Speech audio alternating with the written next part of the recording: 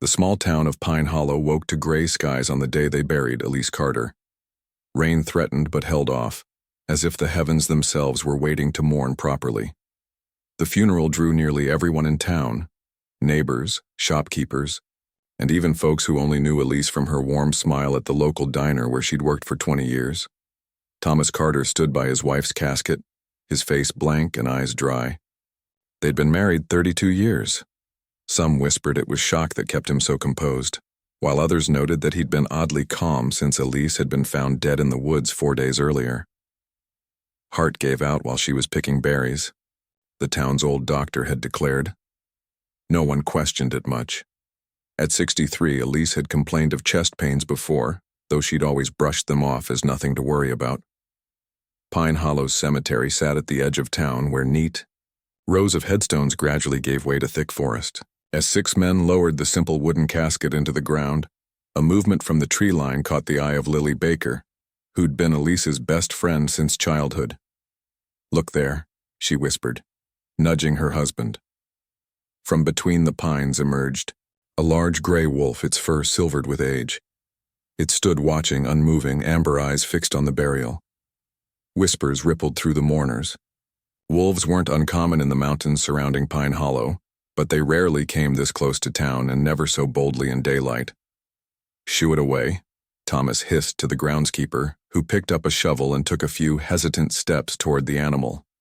The wolf didn't growl, it simply turned and melted back into the forest. Reverend Wilson continued the service, speaking of Elise's kindness and community spirit, but many eyes kept drifting to the trees, watching for the wolf's return. After the final prayers, people placed flowers on the fresh dirt and offered awkward pats on Thomas's shoulder before drifting away in 2s and 3s. Thomas left with his brother, declining offers to come by with food later. By sunset, the cemetery stood empty except for a single figure, Dr. Isabel Chen, who'd moved to Pine Hollow just 3 months ago to take over the medical practice from the retiring Dr. Morris. She hadn't known Elise well, having met her only twice during brief checkups, but something about the woman's death bothered her. As the new doctor looked over the grave, a twig snapped behind her. She turned to find the wolf had returned, stood 20 feet away, watching her with unnerving focus.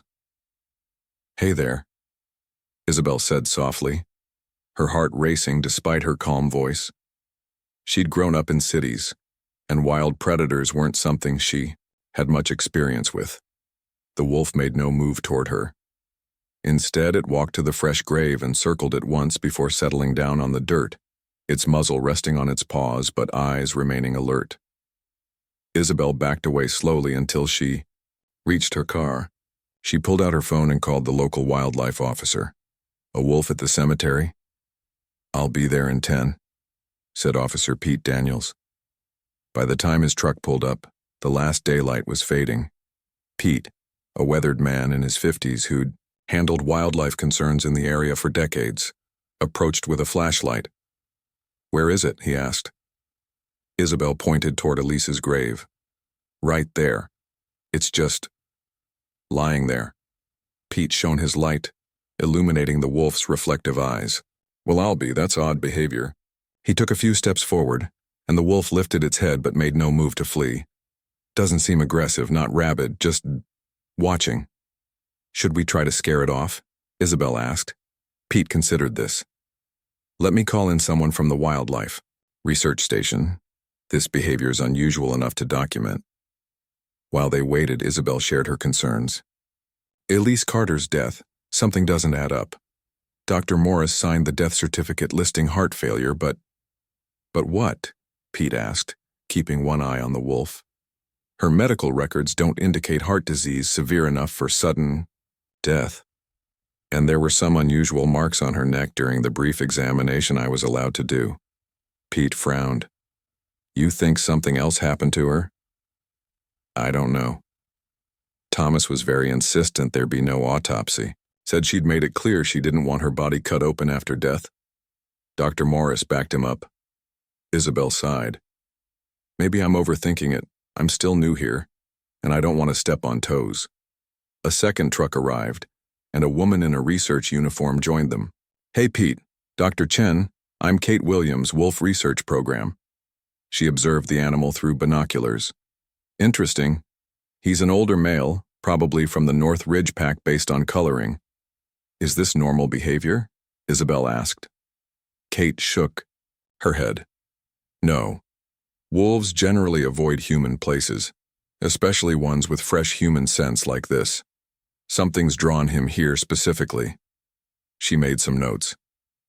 I'd like to set up a camera trap to observe him. You think he'll come back? If we chase him off? Pete asked. Let's find out, Kate said, moving forward and clapping her hands loudly. The wolf stood, looked at them for a long moment, then trotted unhurriedly toward the forest. It stopped at the tree line, looked back once, and disappeared. Kate set up a motion-triggered camera facing the grave. This will tell us if he returns. The next morning, Isabel stopped by the research station on her way to her clinic.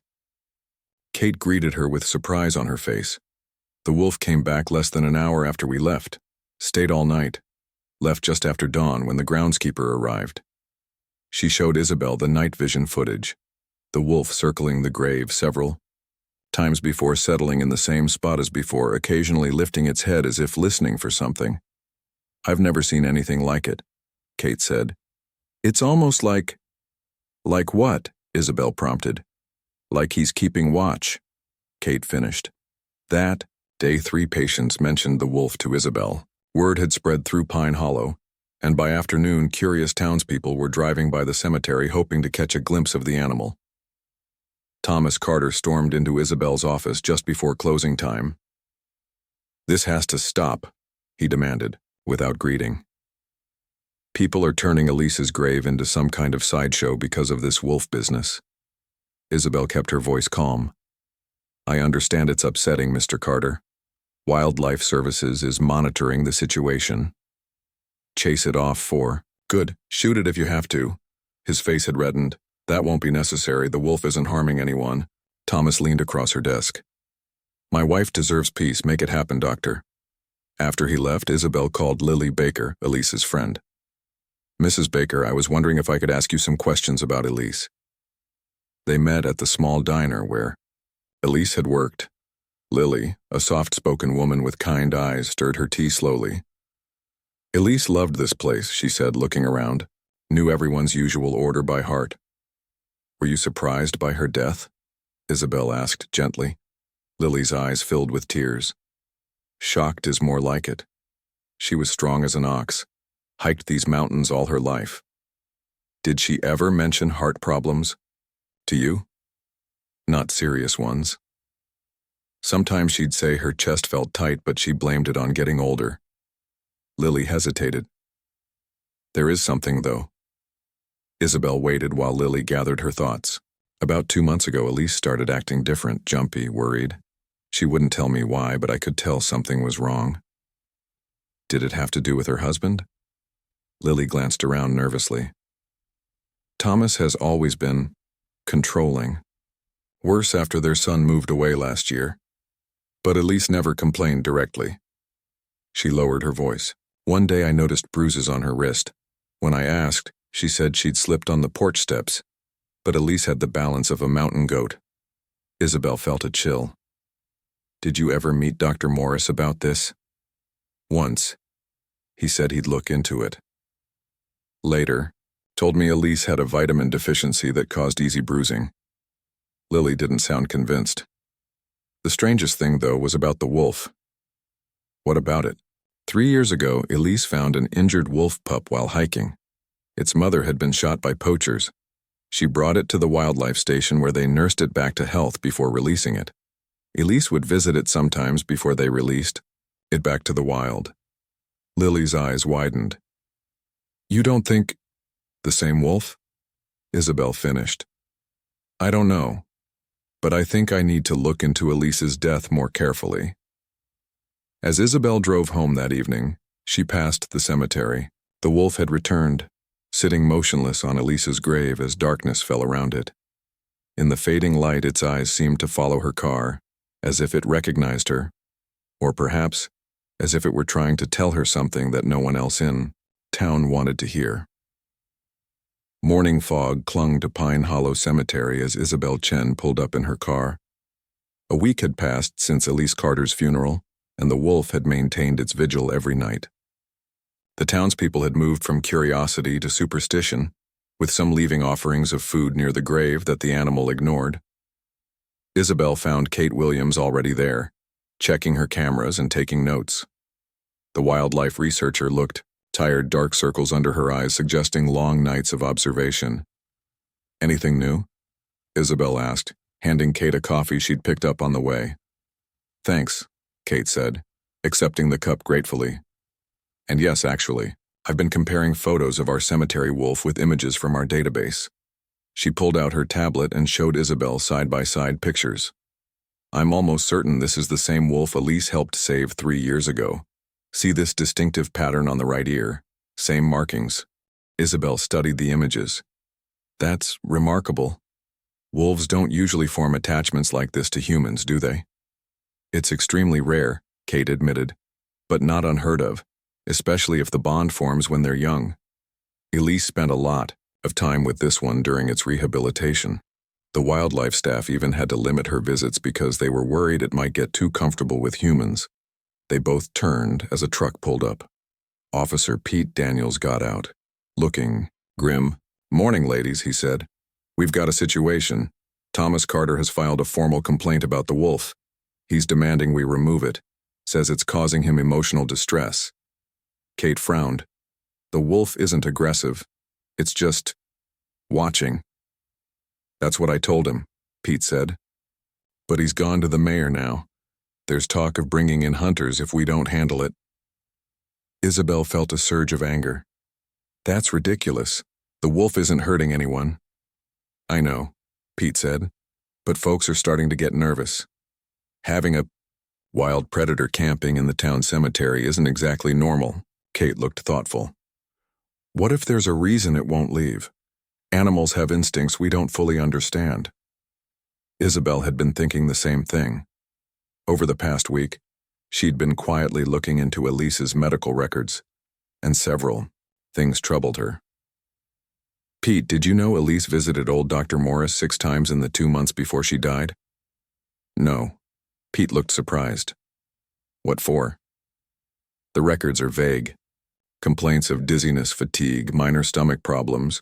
He prescribed vitamins and sent her home each time." Isabel hesitated. "But I found a note in her file that she requested blood tests, which Morris denied as unnecessary." "You think she was sick with something he missed?" Kate asked. Isabel chose her words carefully. "I think she suspected something was wrong, and she wasn't getting answers." Pete scratched his chin. "What are you saying, Doc?" "I'm not sure yet, but I'd like to talk to the old doctor." Dr. Morris lived in a small house on the edge of town. Retired just 3 months, he still had the brisk manner of someone used to being the authority in the room. He invited Isabel in with obvious reluctance. "I've been meaning to visit Florida, not sit around answering questions about old patients," he grumbled, pouring them both tea. Isabel smiled politely. "I won't take much of your time. I'm just trying to understand Elise Carter's medical history better. Heart problems. Ran in her family. Nothing complicated about it," Morris said dismissively. "Actually, her family history doesn't mention heart disease. Her parents both lived into their 90s. Morris's eyes narrowed slightly. "People forget things when they fill out those forms." Thomas confirmed it. "Did you ever test her for poisoning?" Isabel asked directly. Tea sloshed over the rim of Morris's cup. "Poisoning? That's absurd." "Is it?" Her symptoms were consistent with low-level arsenic exposure.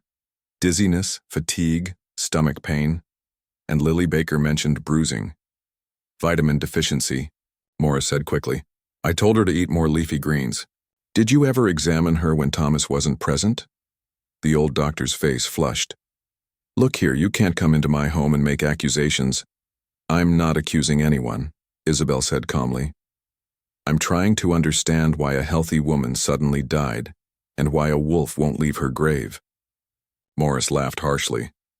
"You're connecting a wild animal's strange behavior to some murder mystery. That's ridiculous." "I didn't mention murder."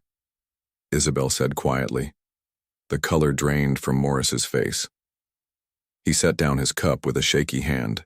Thomas Carter has been my friend for 30 years. His family helped fund the clinic where you now work.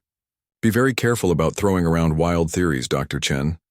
Isabel left with more questions than answers. As she drove back to town, she called Lily Baker. Could we meet again?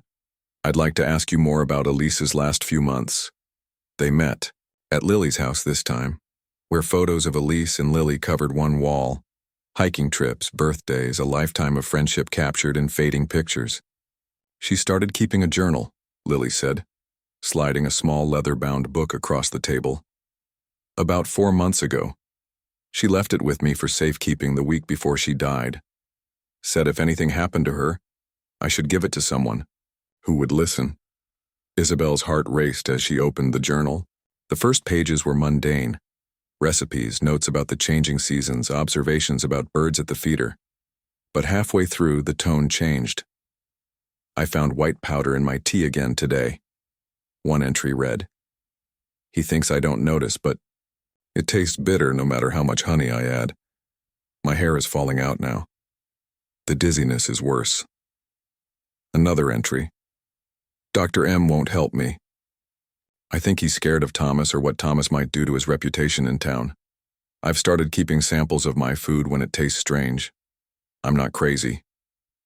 The final entry was dated 3 days before her death. I'm going to the city tomorrow to see a different doctor.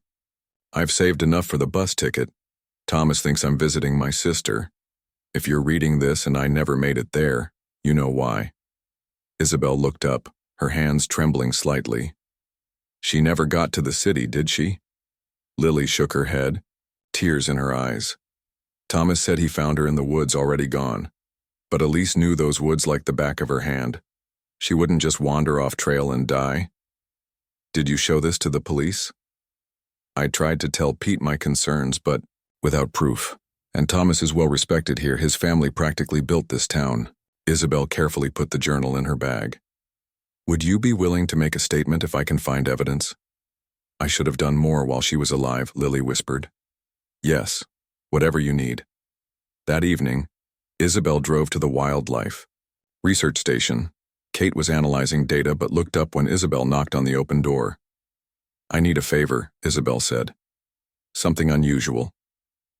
Kate listened as Isabel explained her theory. You want to test the soil from Elise's grave for arsenic? She asked when Isabel finished. The wolf won't leave because it knows something's wrong. Animals can sense things we can't. Kate didn't look convinced.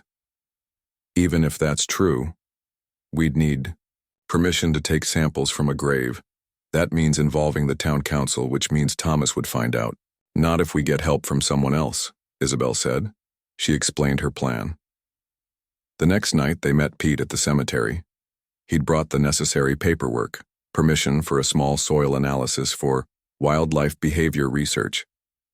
This is barely legal, he muttered as Kate carefully took samples from around the edges of the grave, places the wolf had been pawing at.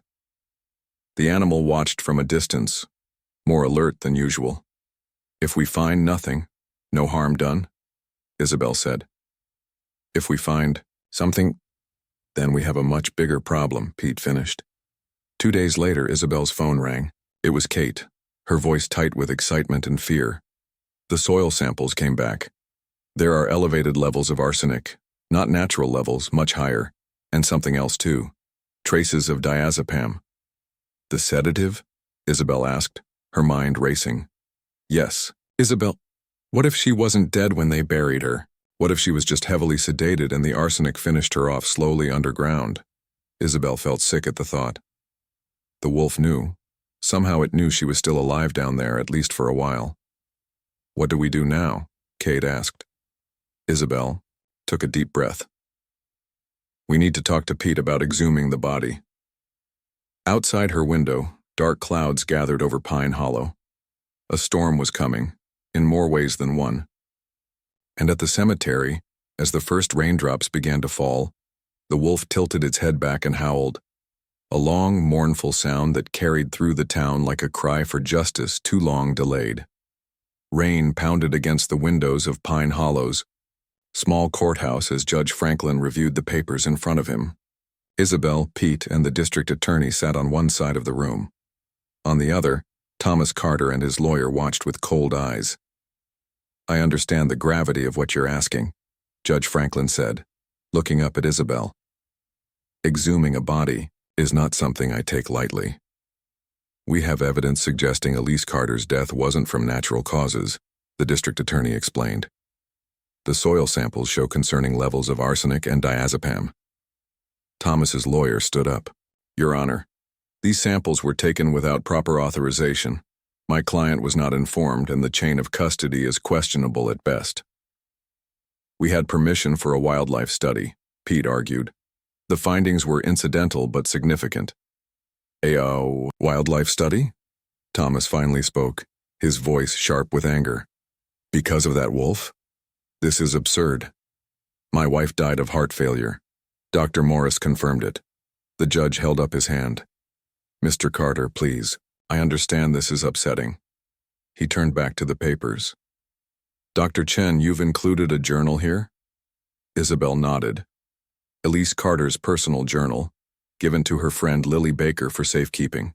It documents her suspicions that she was being poisoned in the months before her death.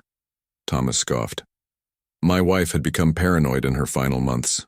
She imagined all sorts of things. I tried to get her help, but she refused." "Your Honor," the district attorney said, "we believe there's enough evidence to warrant further investigation. If Mrs. Carter died of natural causes, an autopsy will confirm that. If not, we owe it to her to uncover the truth." The room fell silent except for the drumming of rain. After what felt like forever, Judge Franklin nodded. "I'm granting the exhumation. Order. The procedure will take place tomorrow morning at 7 a.m. Thomas stood abruptly. "This is a disgrace. You're letting superstition about some wild animal lead you to desecrate my wife's grave."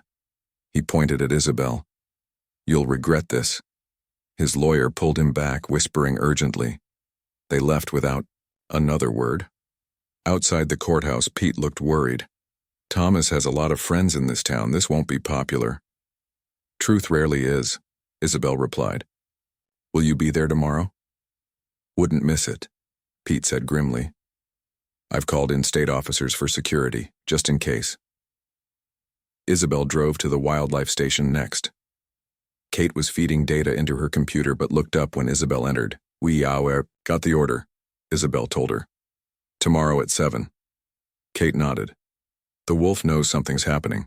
It's been restless all day, pacing around the grave. Will you come? You've been part of this from the beginning." Kate hesitated only briefly. "I'll be there." That night, Isabel could barely sleep. Rain continued to fall, occasional lightning illuminating her bedroom. Around 3 a.m., her phone rang. "Dr. Chen?" It was Pete, his voice tight. "There's been a fire at the town records office. Nothing major, but some files are damaged." Isabel sat up, suddenly wide awake. "Elise's medical records?" "Can't say for sure yet, but it seems convenient." "I made copies," Isabel assured him. "They're at my office." "Good. But maybe you should check on them." "And Isabel?" "Be careful." Isabel dressed quickly and drove to her clinic through the storm. The small building was dark and quiet, but something felt wrong. The back door was unlocked. Heart pounding, she flipped on the lights. Her office had been ransacked. Drawers pulled open, papers scattered across the floor. The file cabinet where she kept her copies of Elise's records stood open, the folder missing. Isabel called Pete immediately. "Someone broke into my office. The records are gone." "Stay there. I'm sending an officer." While waiting, Isabel surveyed the damage. Whoever had done this knew exactly what they were looking for. Nothing else seemed to be missing. A noise from the front of the clinic made her freeze. Footsteps. Someone was still here. Isabel grabbed a heavy paperweight from her desk and moved silently toward the reception area. A figure in a dark raincoat was trying to unlock the front door. "Stop right there!" she shouted. The figure turned and Isabel gasped. It was Dr. Morris. "What are you doing here?" she demanded, still clutching the paperweight. Morris looked defeated, his shoulders slumping. "I came to see if anything was left." Thomas called me, said he'd taken care of the problem. You're helping him cover this up? A woman is dead. You don't understand, Morris said, his voice barely above a whisper. Thomas has dirt on everyone in this town, me included. Things I did years ago that would ruin me. So you helped him kill his wife? Morris shook his head frantically. No, I swear I didn't know what he was planning. I just didn't ask questions when I should have. Didn't run tests I should have run. Why are you here now? Because I can't sleep anymore, Morris admitted. Because every time I close my eyes, I see her face. And now with the wolf, it feels like she's haunting this whole town through that animal. Blue lights flashed outside as a police car pulled up. You need to tell them everything, Isabel said. It's time for the truth. Dawn broke gray and misty over Pine Hollow Cemetery. A small crowd had gathered despite the early hour and wet ground, some there to support Isabel and her investigation, others to protest the disturbance of Elise's grave.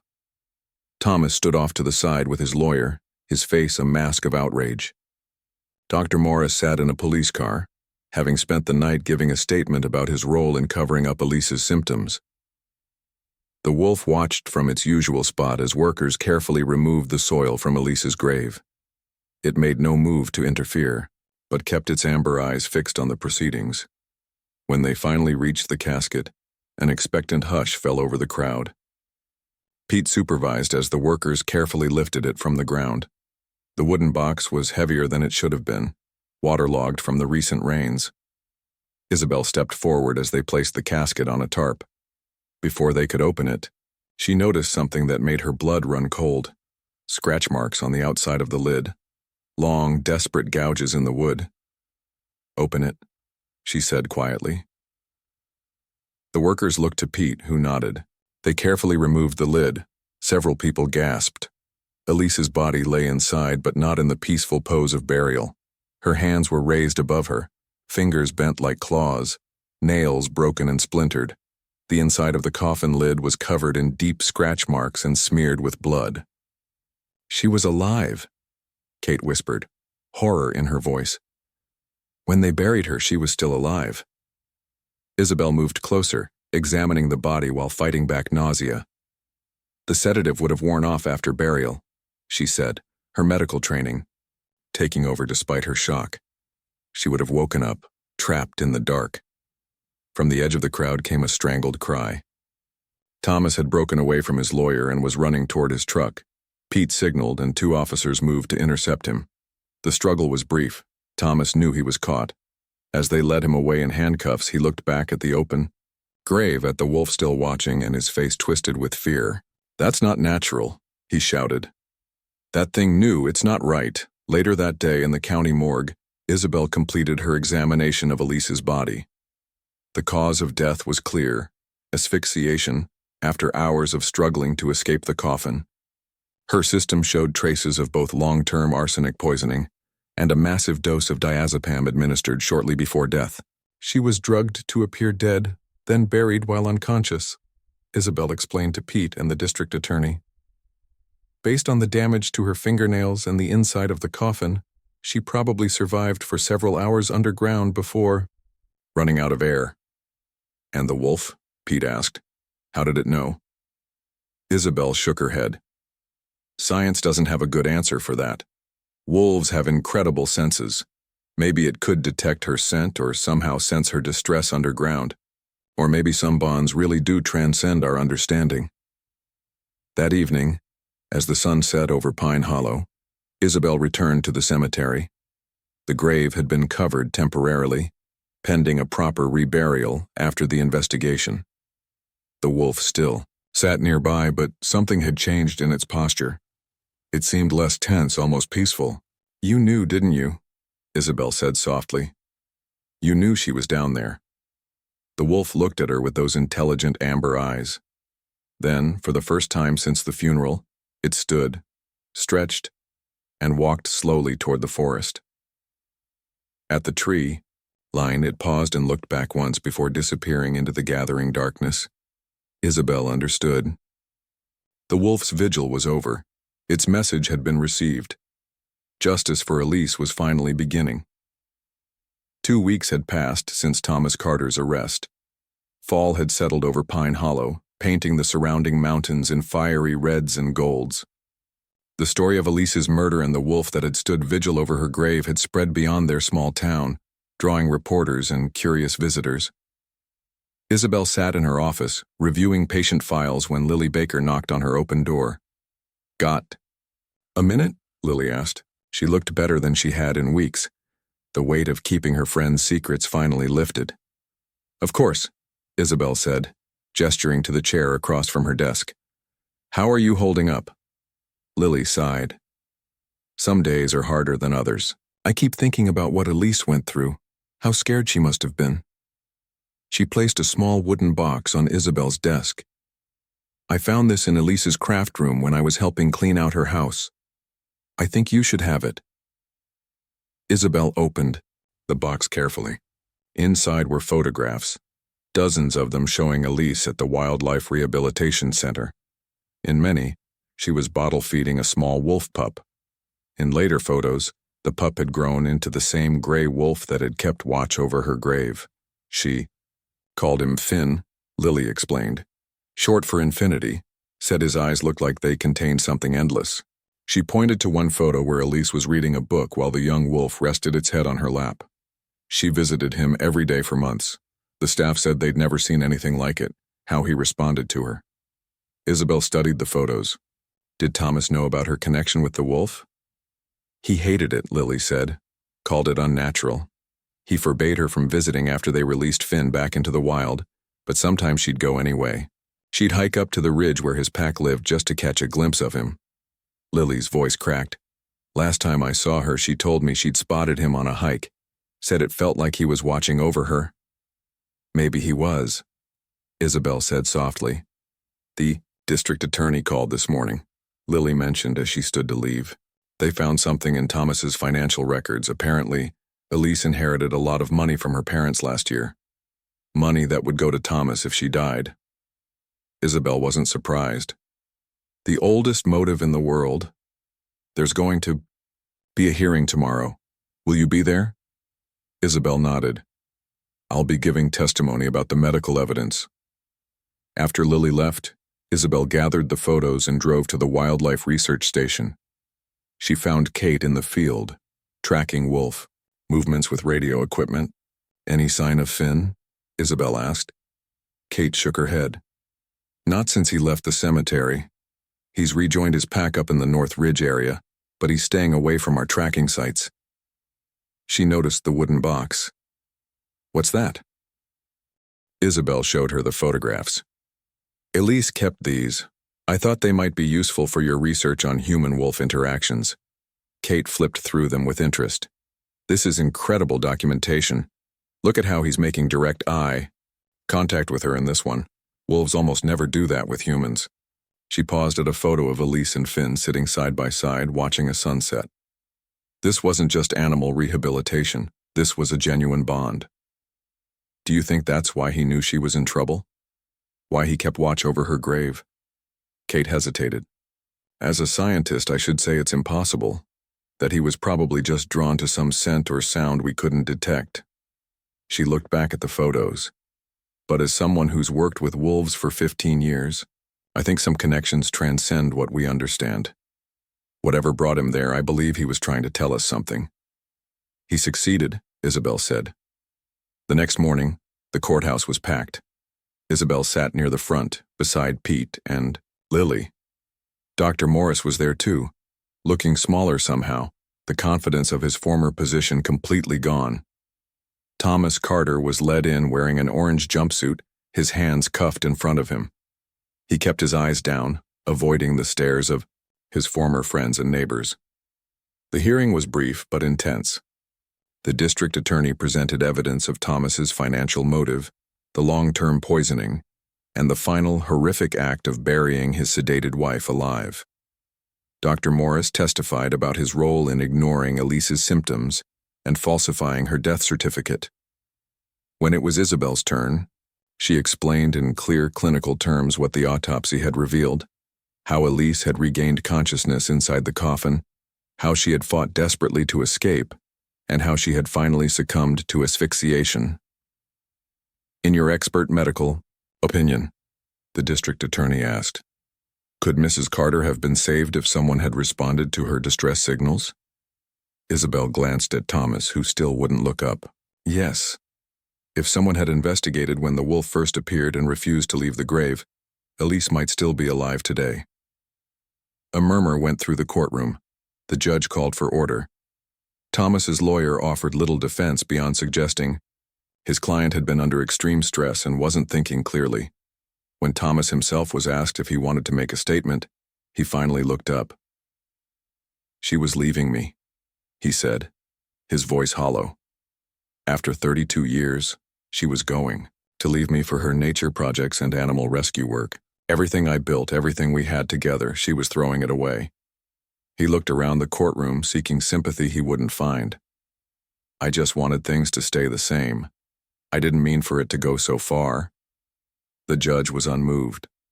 Thomas was held over for trial on charges of first-degree murder, with no possibility of bail. As people filed out of the courtroom, Isabel overheard whispered conversations, not just about the case, but about the wolf. Some called it a miracle, others a legend in the making. A few even spoke of Elise's spirit guiding the animal. Whatever they believed, the wolf had become something more than just an animal to Pine Hollow. It had become a symbol of justice and truth. That afternoon, Isabel and Kate drove up to the North Ridge. The forest was quiet except for the occasional rustle of falling leaves. The pack should be in this area, Kate said, consulting her tracking equipment. But there's no guarantee. We'll see them. They hiked in silence for almost an hour before Kate suddenly held up her hand. Look there, she whispered. Through the trees about 50 yards away stood a wolf pack. 5 adults and 2 younger wolves, moving quietly through the underbrush. At the edge of the group was a large gray wolf with distinctive markings on his right ear, Finn. As if sensing their presence, Finn stopped and turned his head toward them. For a long moment he stared directly at Isabel, amber eyes unblinking. He remembers you? Kate whispered. Isabel wasn't so sure. I think he's just making sure we're not a threat to his family. Finn held her gaze for another moment before turning, away to follow his pack deeper into the forest. They watched until the wolves disappeared from view. The town council is considering a memorial for Elise, Isabel said as they hiked back to their vehicle. A statue at the entrance to the nature preserve she helped establish. What kind of statue? Kate asked. Isabel smiled. A woman reading a book with a wolf pup beside her, and they're renaming the preserve after her too. She'd like that, Kate said. What about Thomas's house and property? Lily told me it's going to be sold. After legal fees and restitution to Elise's son, the remaining money will fund a wildlife rehabilitation center right here in Pine Hollow, specialized in wolf conservation. Kate looked impressed. Something good coming from something terrible. As they drove back down the mountain, the setting sun painted the autumn trees in gold. Isabel thought about connections, how Elise had formed one with a wild creature that ultimately spoke for her when she could no longer speak for herself, how a town had finally listened to the truth, even when it came from an unexpected messenger. In Pine Hollow Cemetery, Elise's grave had been moved to a peaceful spot beneath an old oak tree. Fresh flowers appeared there daily, left by townspeople, who felt they had failed her in life but could honor her in death. And though the wolf no longer kept its vigil there, people swore that on certain nights, when the moon was full and the air was still, they could hear howling from the North Ridge, a single voice rising above the others, telling a story only the wind could fully understand. 1 year had passed since Elise Carter's true cause of death had been discovered. Pine Hollow had changed in subtle but meaningful ways. The town that once whispered secrets now spoke truths openly.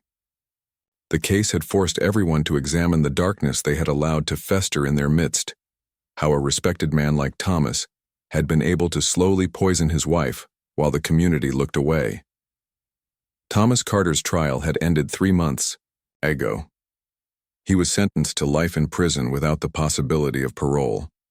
Dr. Morris had received 5 years for his role in covering up the crime. Both men had left Pine Hollow behind, but their actions had forever changed the town.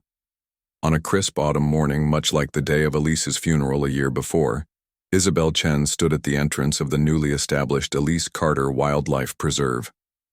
Beside her, Lily Baker looked on with tear-filled eyes as the mayor prepared to cut the ribbon. "Today, we honor not just a beloved member of our community," the mayor said, addressing the gathered crowd, "but also the values she stood for: compassion for all living things, courage in the face of adversity, and an unbreakable bond with the natural world that surrounds us." The statue behind him gleamed in the morning light, a bronze figure of Elise sitting on a bench, reading a book, with a young wolf pup curled beside her. The sculptor had captured a gentle smile on her face, the kind of smile her friends remembered well. After the ceremony, Isabel walked the new trails with Lily and Kate. The preserve encompassed 300 acres of woodland that had once belonged to Thomas, land that Elise had always loved but had never been fully allowed to enjoy. Now it would protect the wildlife she had dedicated her life to serving. "Her son flies in tomorrow," Lily said, as they paused at a viewpoint overlooking the valley.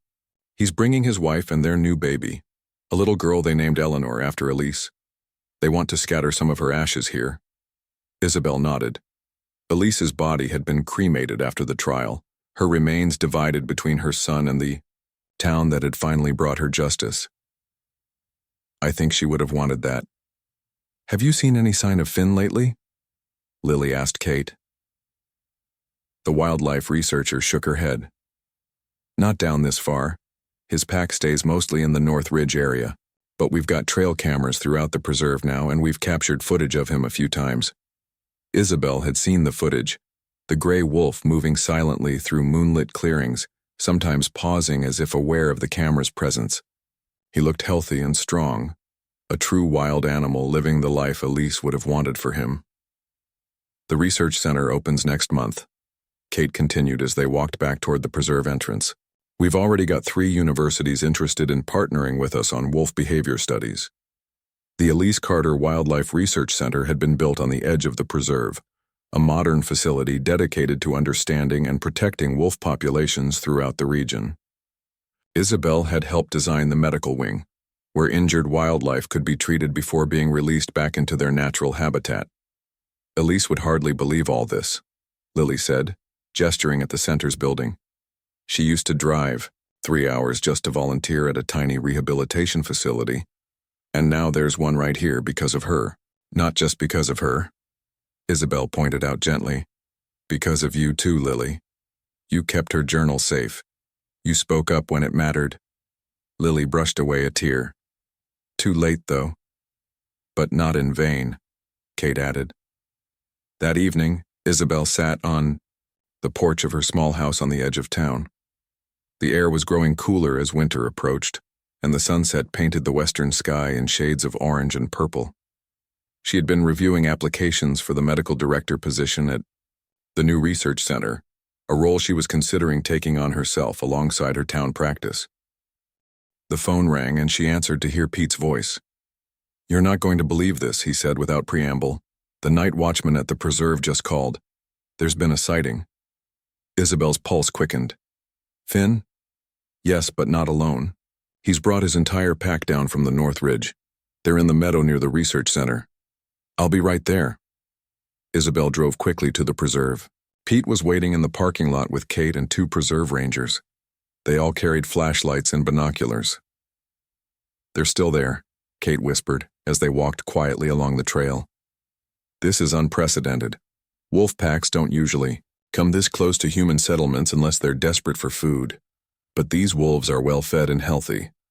When they reached the observation blind overlooking the meadow, Kate motioned for everyone to move slowly. Through the viewing slots, Isabel could see them. 9 wolves in total, silvery gray in the fading light moving through the tall grass. Finn was easy to spot, larger than most of the others, with his distinctive ear markings. He seemed to be leading the pack, guiding them on a circuit around the meadow. It's almost like he's showing them the place, one of the rangers whispered, Or introducing them to Elise's spirit, Lily said. No one had noticed her arrive. Kate, ever the scientist, started to say something about anthropomorphizing animal behavior, then stopped herself. After everything that had happened, who was she to say what connections might exist beyond human understanding? They watched in silence as the wolves completed their patrol of the meadow. Then, in a moment that none of them would ever forget, Finn broke away from the pack and trotted directly toward the observation blind. He stopped just 30 feet away and raised his head, looking directly at them as if he knew exactly who was watching. "He remembers," Lily whispered. For a long moment, no one moved or spoke. Then Finn threw back his head and howled, a long, clear note that hung in the air. One by one, the other wolves joined him, their voices creating a wild harmony that echoed through the hills. Isabel felt goosebumps rise on her arms.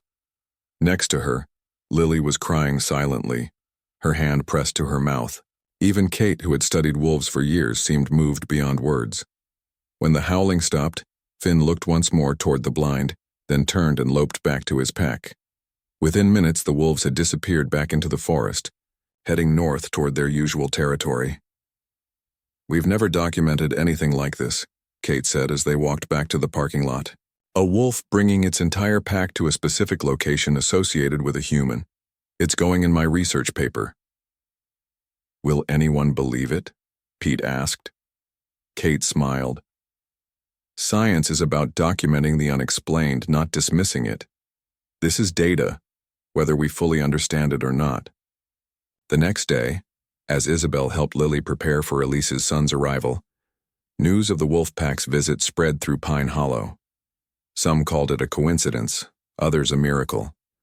Most simply accepted it as one more chapter in a story that had already defied ordinary explanation.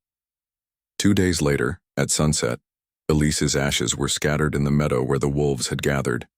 Her son, a tall man with his mother's kind eyes, spoke of forgiveness and healing. His young wife held their baby daughter, who would grow up knowing her grandmother's story. As the small family ceremony concluded, a single howl echoed from the distant ridgeline, too far to see the source, but everyone knew. Finn was watching. Finn was remembering. Isabel looked around at the faces of those gathered: Lily, Kate, Pete, and others who had helped bring truth to light. A year ago, they had been strangers or casual acquaintances. Now they were bound by something powerful, a shared pursuit of justice that had started with a wolf who refused to leave a woman's coffin. Pine Hollow had changed. Perhaps the greatest change was that people now understood the importance of paying attention to each other, to the natural world around them, to the silent cries for help that sometimes came in unexpected forms. Elise's legacy lived on not just in bronze and buildings, but in a community that had learned to listen. And somewhere in the forests above the town, a gray wolf with amber eyes continued to move through the wilderness, a creature of instinct and intelligence who had, for a brief time, crossed the boundary between the wild and human worlds to deliver a message that could not be ignored. Some bonds, it seemed, truly were infinite.